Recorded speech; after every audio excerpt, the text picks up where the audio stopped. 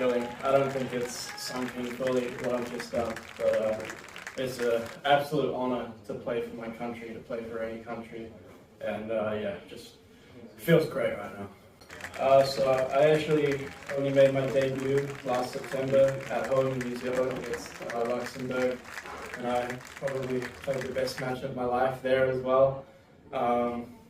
Yeah, we were 2-1 down, and I played an unbelievable match to keep us in the tie at 2-2. So yeah, it's just that, and then this weekend, that's all I've done in Davis Cup so far. I played better, I fought harder, I left it all out there.